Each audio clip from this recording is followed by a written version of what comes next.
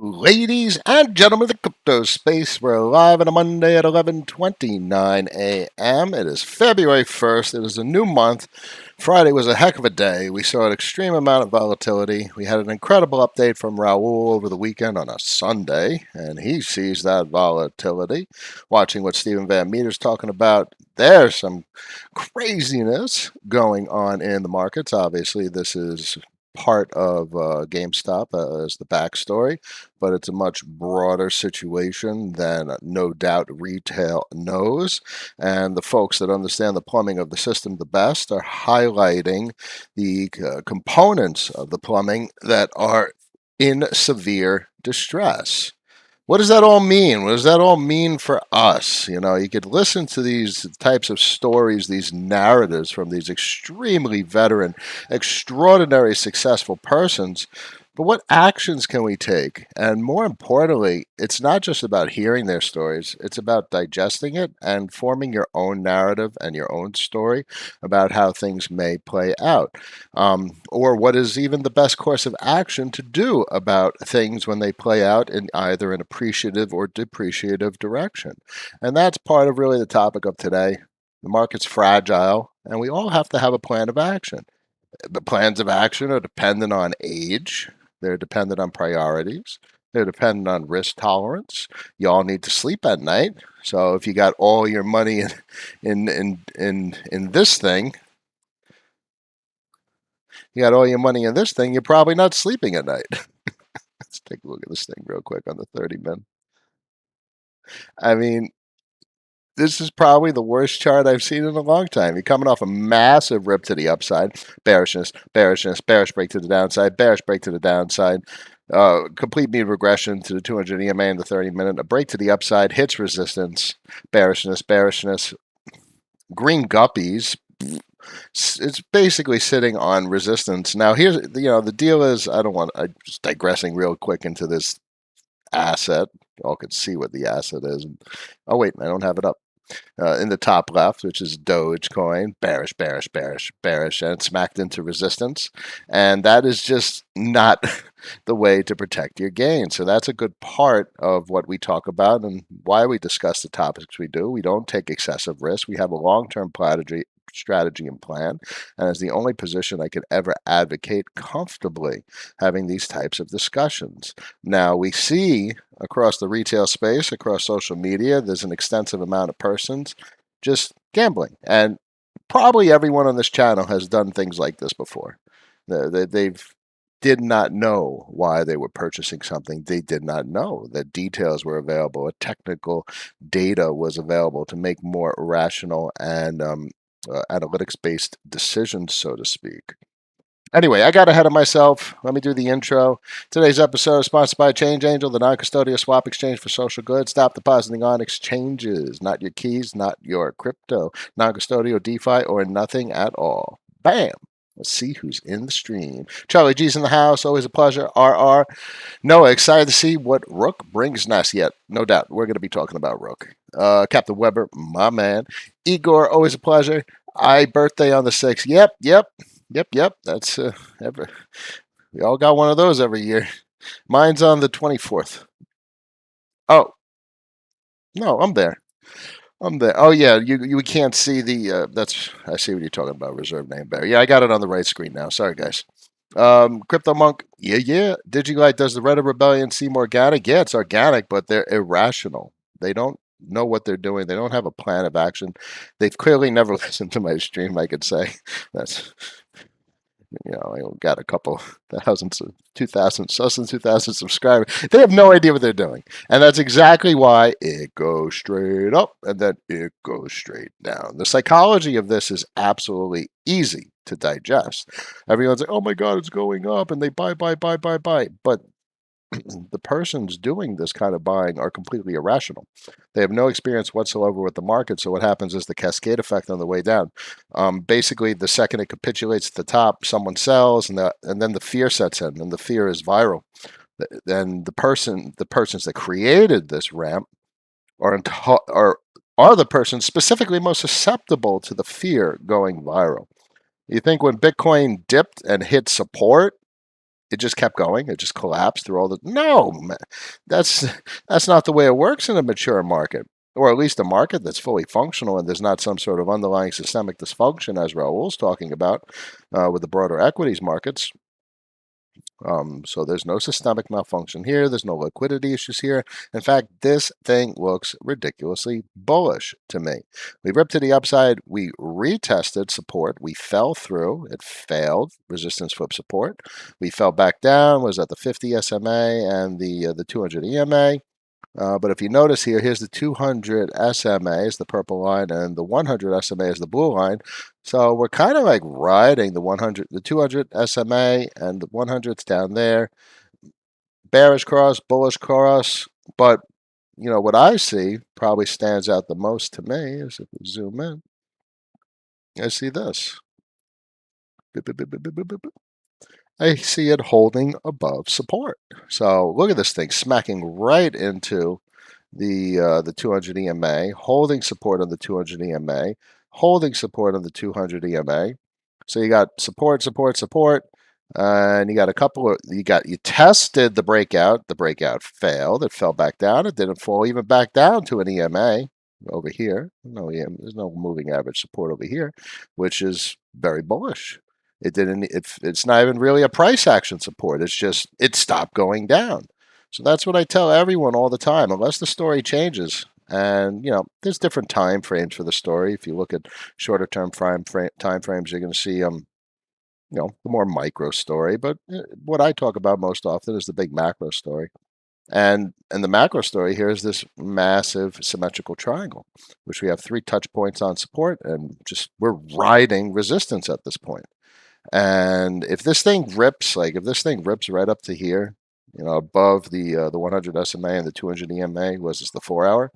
That's so bullish. And dare we turn that into support and then print the new higher high, like I always talk about.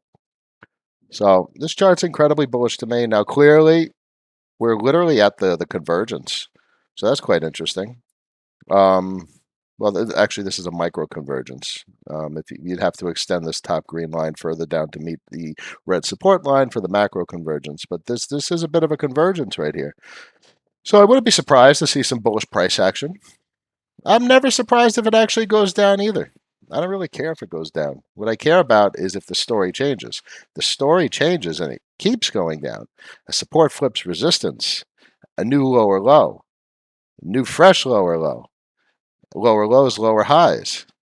Then that's a story change. But as of right now, this story is completely on track, and we're looking at the wrong perspective to really see it being on track. I wouldn't even go to the weekly. You probably want to go to the daily.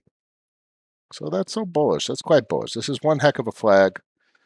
If you go in like this, you can really see it. You know, it's a bullish flag. Bottom line, bing, bada, boom. Just saying.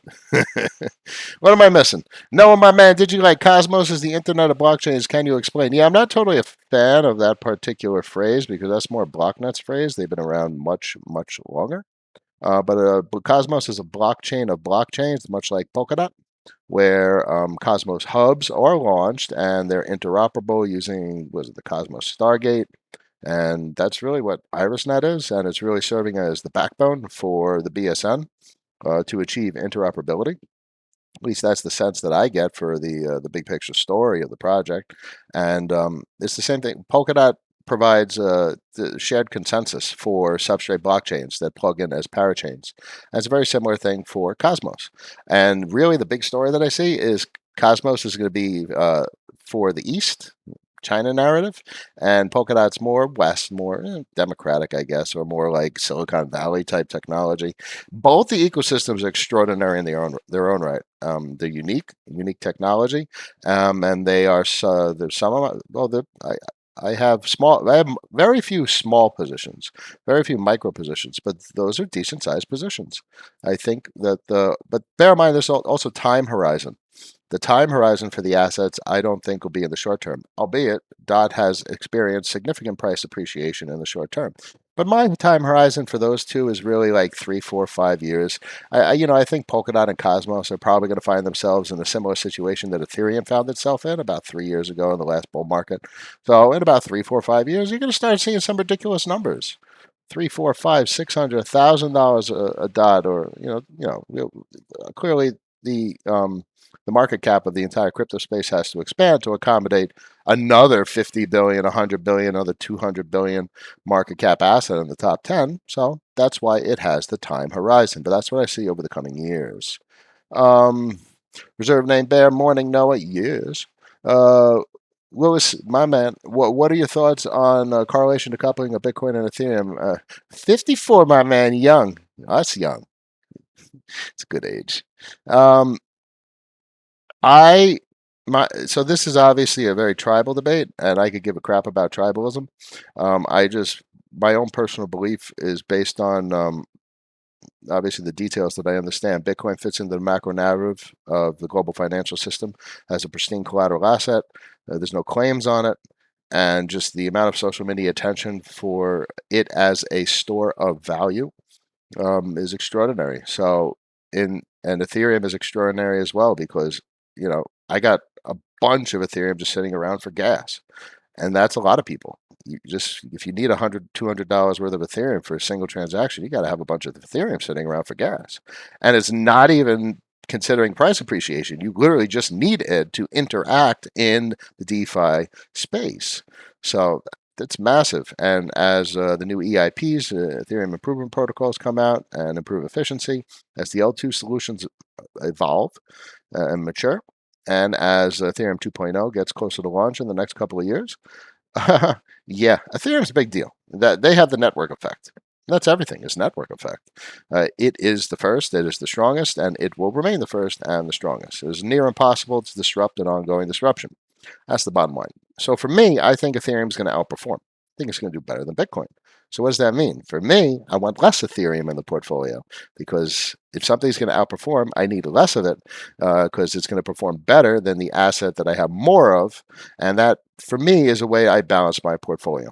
The smaller assets that are going to outperform, I have less of it, and because if an asset is going to outperform less, if Bitcoin is going to outperform or perform less than Ethereum, I need more of it in order to get the same comparable kick in price appreciation. So that's kind of the way I think of it. It's a bit contrarian because most people would say, "Oh my God, it's going to go 10x." You go all in. Yeah, I don't work like that, and I don't want the vast majority of my portfolio to be all heavily weighted towards an asset that's going to outperform. You need a healthily diversified portfolio because nothing is guaranteed. You need your risk off positions, or at least what you define as a risk off position. Um, and obviously, you take your risk on bets in strategic position sizes to you still be able to sleep at night. Can't take on too much risk. So if you put 15% of your portfolio and you have 10 grand and it's $1,500, and that $1,500 turns into $500, if you're going to be upset, it's probably not a good size of a position. But if you put $500 and you lose, 10%, $50, it's not that bad. So position sizing, you got to be able to sleep at night and be prepared to take losses. Now, bear in mind, what's most interesting about losses is unless the story changes, the losses are probably a short-term perspective, and you're looking too closely at the market, and you need to zoom out. Now, this is what has everyone worried. This is the dollar. This is the wrecking ball. Now, bear in mind, if we zoom in, we're at the bottom of a significant falling wedge. There's a lot of indicators to suggest this is a dollar bottom, and we're going to have some significant dollar bullishness, um, which can be extremely price depreciative on literally every single asset. Now, that's really the topic of the stream. What do you do? Are you prepared? Now, for me, I don't buy low, sell high. And the reason I really stick to this is because it's one part contrarian. It's not the prevailing approach that people take to the markets. And two, it's manageable and sustainable. There will be a point in time where if the story shifts so much, I probably would have to exit some of those all long-term, interest-bearing, yield-producing, recurring revenue stream generating assets. But that's if the story significantly changes, because bear in mind, if the market goes down and you're still generating the recurring revenue stream, the market will eventually come back and be bigger than it ever was. You may have to wait some time, but it's irrelevant because that long-term story. So if the market starts to tank, the dollar starts ripping, if you're able to perceive the market a couple of years in advance, and these are systemic components of infrastructure that are completely unreplaceable, have the network effect, are growing immensely, then that's not a time or a place that I would take action. I only take action unless the story significantly changes. Now, the story would significantly change if what Stephen Van Meter talks about and Bitcoin dollar rips to $1.08, a dollar, maybe 100, and it's just ridiculous rip, and this is systemic malfunction. Um, that would be meaningful. So that's why the vast majority of the portfolio is allocated towards the crypto macro assets. You got Bitcoin, you got the smaller position of Ethereum, as I tell. But also I have positions in battery metal miners and gold miners and streamers. And that is the way I diversify my portfolio. And I think it's healthy. I think it's a relatively risk off the positions I have. I do have my meaningful, properly sized risk on positions. At this point, really, you know, I only have one over positioned risk on play, and that's keep it down. That's Rook. I think that is the asset that's probably the most enthralling, enticing, exciting in the entire crypto space right now. Folks seeing Doge rip 900% to the upside. They're like, oh, it's incredible. It's going to change the world. Doge to $1. Yeah, that's fucking crazy. That's some crazy shit. Meza. Haven't been watching, but covered recent Kyber proposals. What do you make of them? Kyber's really cool. I definitely got you. Mez. There you go. So Kyber's a real deal. Fundamentals tell you where to look. Technicals tell you when. Kyber's always been on my radar. Underpositioned in Kyber and Bancorp predominantly because of technicals. They're on my radar overwhelmingly because of fundamentals. I think they're going to be significant parts of the AMM, automated market maker Ethereum space in the coming years. You don't have to be the biggest player in town to, one, have really good technology, and two, have a significant amount of market share. If you have 10% of a $5 trillion market, yeah, you're doing something good. So that's the name of the game. There will always be the folks with the network effect that are the front runners, the folks out ahead of the pack. But you don't have to be that entity out ahead of the pack to significantly benefit from the asymmetric growth of the market that we're going to experience over the coming years. Rick says, speaking of risk on positions, how about that Rook? Let's take a look at Rook. Let me zoom out. So this is the best chart I think I've ever seen. That's just what I see. One, ascending triangle, tops, 1, 2, 4 hits of resistance, higher lows, ascending triangle, green guppies. 2. Let me get the drawing tool. Look at these wicks to the downside. Rook is liquidity mining, so there's emissions, which means there's an increase in supply. The fact that for how many days, that 14, 15, 16 days, we've been able to hold resistance, flip support with these massive wicks to the downside, considering 2,500 Rook emitted per day, is extraordinary. The buoyancy of the asset is extraordinary. The fundamentals of the asset is extraordinary, and the prospects for the technology and the protocol that is being built, and we're going to experience imminent news as well as imminent supply disruption. There's an ongoing debate in the community about whether the team will keep emissions going.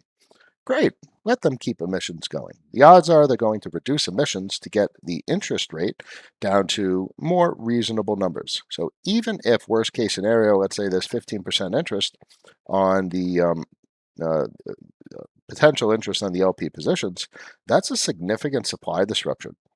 Much less assets being available to be liquidated to hold down price. Now, obviously, the base case is complete supply disruption in, let's see how many blocks. I think it's about 9,000 and change at this point, 9,500. 9,300 is going down quick. So tomorrow night, it's about 11:49 a.m. here on the East Coast. And probably around, 5, 6 o'clock, we should see this go to zero, and we'll hear news at some point shortly after.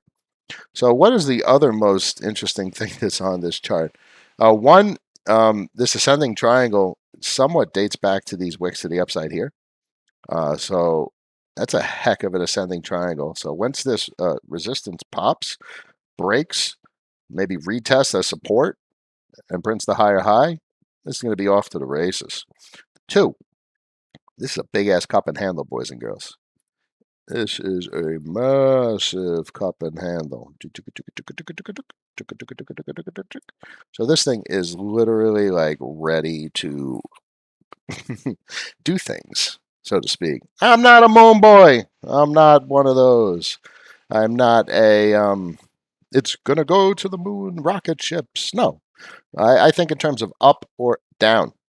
If an asset's going up, yay. If an asset's going down, I may need to make choices. Now, I look at this chart and it's going to go up. There's so much confluence suggesting up before down, if down at all. Now, bear in mind, that's why we look at the DXY in case there's a systemic disruption in the markets. If this thing rips to the upside and shoots to the 200 EMA in the daily, that's going to be brutal. And we also look at, you got to take a peek at Treasury yields. If Treasury yields collapse, that means we have a risk-off event and folks are excessively buying bonds. Now, bear in mind, Raoul pointed out a very interesting reality. The USO5, USO2, 2-year treasuries. So this is quite concerning because that's extremely bearish. So these are interest rates. As interest rates go down, bond prices go up. As interest rates go down, people are buying bonds. When people are buying bonds, they're exiting equities, they're exiting other risk-on positions, and bonds are a flight to safety. So 2-year bonds pushing down against support is quite concerning. What does it all mean? I don't know. The chart tells the story. Now, if this rips to the downside and there's like an event where there's however many points, however many basis points to the downside, if it goes, Raul says it's going to 0, that's going to be a heck of a wick to the downside. Then we have something serious going on where immense money is flowing into treasuries. So I keep an eye on the 2-year and the 5-year. We'll look at the longer terms, but I think for a risk-off event, folks are going to be more allocating to the short term, which is kind of what we're seeing play out, 2-year and versus the 5-year, which has a bit more buoyancy. USO5Y. So you can see the difference here. Now, what's interesting here is on the daily, we're hitting the 200 EMA to the upside. We broke to the upside. It looks like it wants to retest based on the Stochn and the RSI positioning. Clearly a bullish divergence. Yeah, a bit of a bullish divergence other than this leg up here. But, yeah, so clearly bullish divergence on the daily 5-year treasury. So we'll see if this breaks to the upside and the 2-year keeps going down. I'm going to be looking for Stephen Van Meter and Raul for an explanation of their understanding of the distinction between shorter term going down in yields, up in bond price, versus the 5-year going up in yields, down in bond price. Definitely interesting stuff. Let me make sure I'm up with the stream. I understand BTC and Eth. What coin is third place in your view? Third place in what regard? So you're gonna have to understand what you're doing with your portfolio and why you're doing it. What is third place? What does that mean? How bullish I am? There's only 2 macro assets. The vast majority of your portfolio should be Ethereum and Bitcoin, and I would argue Bitcoin more so than Ethereum. So third place in what regard? Risk off, value storage. So this is an important question. What's the goal? Is your goal recurring revenue streams, or is your goal to buy low and sell high? And if you're going to sell high, when are you going to sell it? And what happens if it doesn't go high? Are you going to take a loss? So that's why I don't like buy low, sell high. I don't like trading, albeit there's some incredible opportunities with Doge and Ripple doing what they're doing. The volatility is a breeding ground for revenue extraction. I mean, literally, Doge was completely on trend for breakdowns, and this literally smacked right into the 200 EM. And when this wicked up to resistance, that is such a short position. The second you saw it down here, like 140 from 150, Oh man, that was a killer short position. And then you could easily have captured almost maybe 50%, 40, 50%. Incredible downside action on a short position, especially if you were 10x levered or something. 5x. That's why I don't play it though, because I don't like that risk. I don't need it. I need to be able to relax, and I find it much more enjoyable to understand the big picture of what's playing out. And folks will see green. They won't see green guppies. The general public, the retail, doesn't see green guppies, but I see this, and I'm like, this thing is horrible. This is the last asset anyone who barely understands this kind of data would ever apply value to. This thing is a miserable, miserable chart, and Ripple looks even worse. So don't get me wrong, Ripple has significantly better technology, much more potential meaning, um, uh, in the system as compared to Doge. Doge is completely useless, but clearly the SEC lawsuit and a variety of other complexities with the story and social media, um, I don't trust it. I would never apply value to an asset like this. I mean, look at this wick to the upside that just got totally obliterated, 50% to the downside. Yeah, 50% rip to the downside. That's crazy. Um, Thank you, Rick. I appreciate it. I do. Rook doesn't look like it's supported on Coinbase. Uniswap. It's all Uniswap. Yeah, this is all DeFi. Non-custodial or DeFi or nothing at all. That's the name of the game, boys and girls. Lewis, Rook will be huge fundamentals. Yeah, I mean, listen, here's the deal with Rook. Aside from the supply disruption and the price appreciation potential that can induce, you got to think about what happens when the platform scales.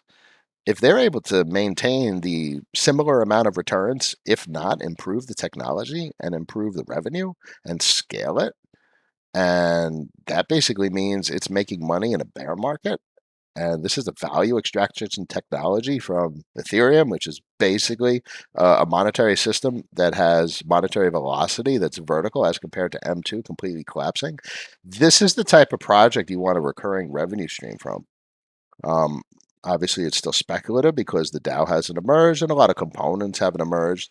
But if you could literally participate in a project that's generating revenue by extracting value from opportunistic Ethereum transactions, that is probably the most bullish sentence I've ever said in my entire life.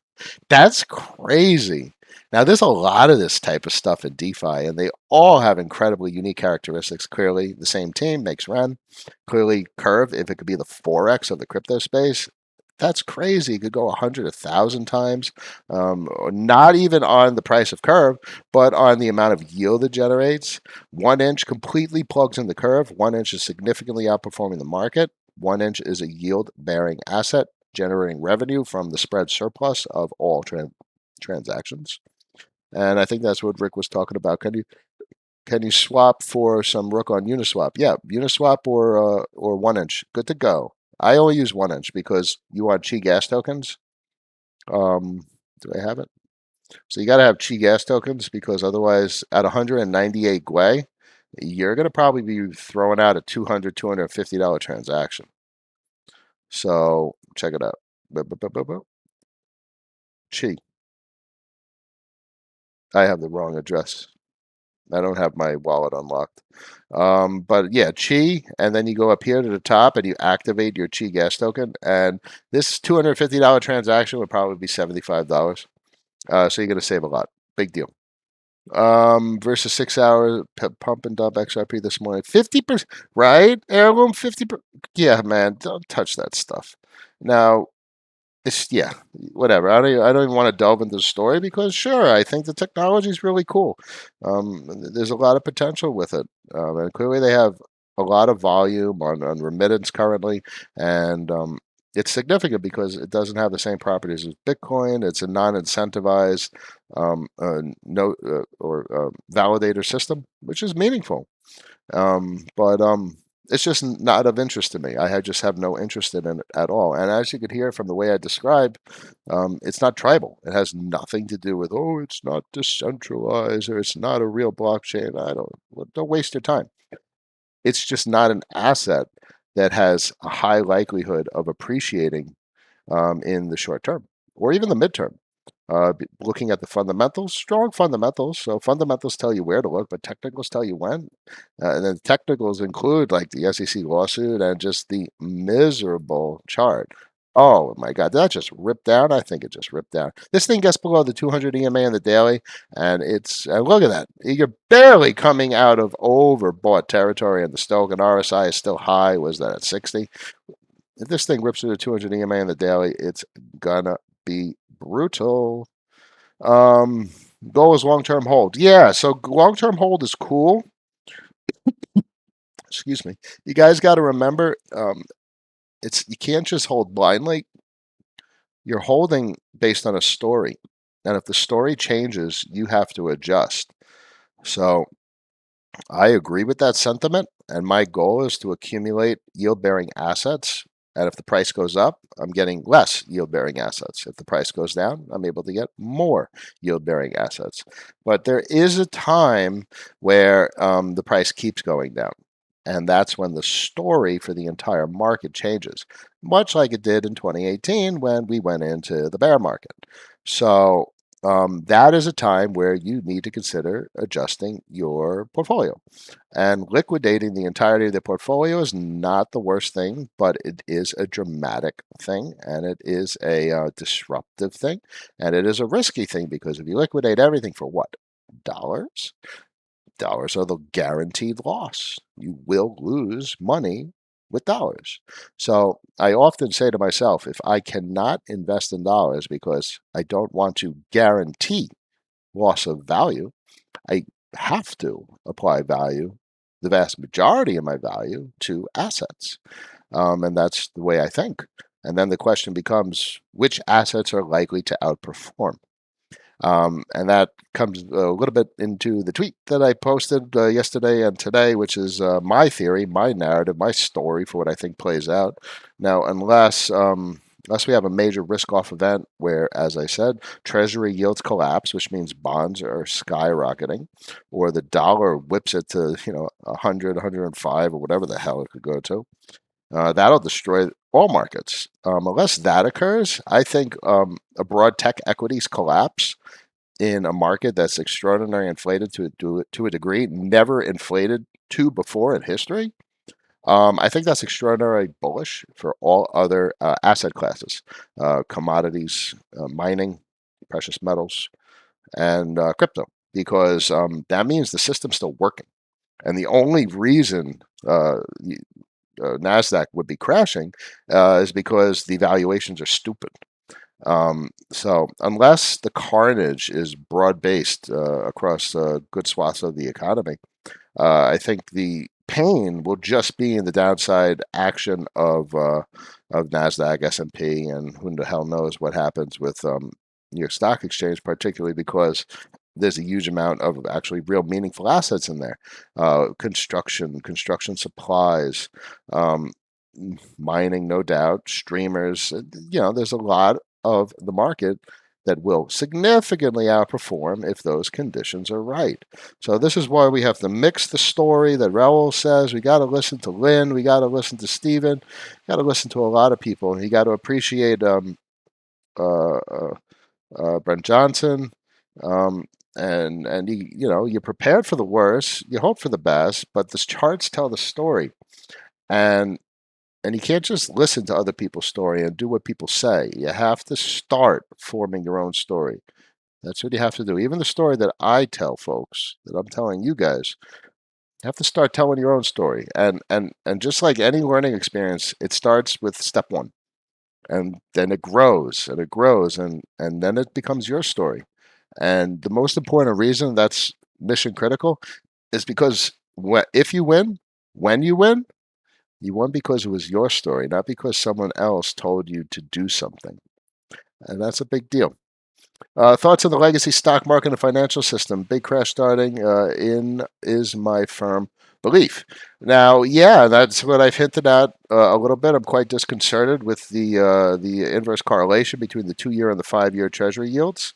The dollar could rip to the upside. Stephen Van Meter hinted that we're at a low for the dollar, and it could start to go up. I mean, it is a falling wedge of epic proportions. But then you have to ask the question, um, does that bring down the whole system? And what is the stability of the whole system? And where do you apply value? I mean, in theory, basically, Stephen Van Meter and Raoul Pal say in that kind of scenario where it's a massive risk-off event, the only place you're going to be safe is in bonds, government treasuries, U.S. treasuries, and the dollar. Um, I have to fight my bias sometimes because I just loathe the dollar, and that makes some choices I may have to make difficult. Now, I'm prepared to stay in these positions until these stories significantly change, until I have significant confluence suggesting a continuation of a trend in these assets in a depreciative way. I'll take 20% to the downside. I'll take it. I'll take a 20% loss in everything to fully have confirmation that the story has changed, that bonds are going to rally, that the dollar is going to crush the entire planet.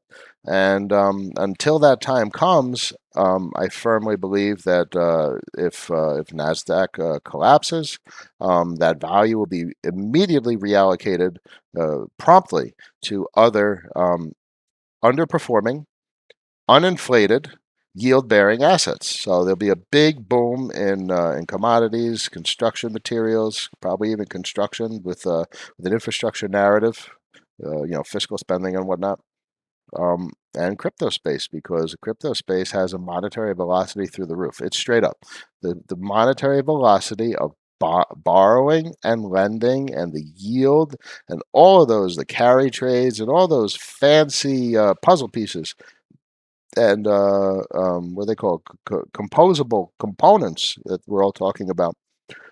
This is some serious stuff, guys.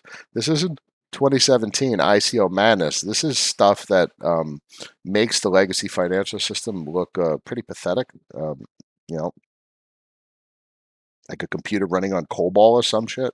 Just really deprecated. Like, you're really still using that? You're really still going to a bank to borrow money that you have to put up your house and sign paperwork and it takes 3 months or whatever the heck it is? You're really going to go through that? Or are you going to have, 3 Bitcoin on Celsius and you get a loan in 20 minutes? So, seriously. Um, that's the deal, Lewis. That's what I see. It's going to be one heck of a week with Rook doing some stuff this week, and Bitcoin looks like it's on. Let's zoom in real quick. I think it's on resistance flip support. That's just what I think it is. Let's zoom in. Let me get rid of these. Let's get up to the 4 hour. I got that.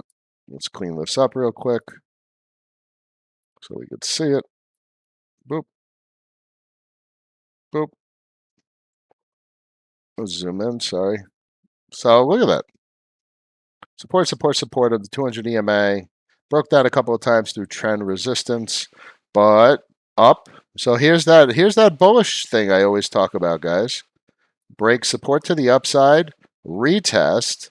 And if that prints that higher high right there, oh yeah, that's a bullish confluence right there. So I'm excited. I think Bitcoin looks really strong. I think the markets, the equities markets, look really weak. I'm worried about the 2 year and the 5 year treasuries. They're contradictory. I'm worried about the falling wedge breakout on the DXY. So I got a lot, and somehow I managed to sleep at night pretty damn good. Jeremy says, "Have I ever heard of Toss This?"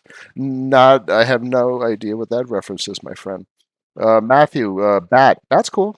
I don't see it experiencing extraordinary growth. I use Brave browser. It's the only browser I really would ever use. I don't really get much yield or revenue from. No, look at that. All right, it's like 4 months, $44. That's pretty cool. So there's definitely a reason to use Brave. I think there's potential, but it's a very speculative play, and it requires a systemic change in the prevailing trend. The prevailing trend is Chrome and Safari and whatever the hell the general public's using. This is not a big, widely used browser. There's a big population that uses it, but it's not the prevailing um, software being used. Yeah, but I think there's a lot of potential. I wouldn't apply value to BAT. I'd rather get it for free. And that's the whole point with the yield and these games and the DeFi is you're applying value and you're literally getting more assets that are going to generate more revenue, but also likely appreciate asymmetrically over the coming years. Foundation of a damn financial system, boys and girls. 24 people in the stream, 13 likes. Everyone smack that thumbs up button, please. 12:09 p.m. on a Monday, February 1st. Tomorrow's going to be really good. Tomorrow is the culmination, the conclusion of the initial phase of liquidity emissions. So tomorrow's stream is going to be really fun. Tell everyone to subscribe. I hope I could help more people make better decisions, help people find their own story, understand risk off, risk on, proper portfolio management, value allocation, all those fancy things that we talk about. So I wish everyone a wonderful day as always, and I will see you all tomorrow. Peace.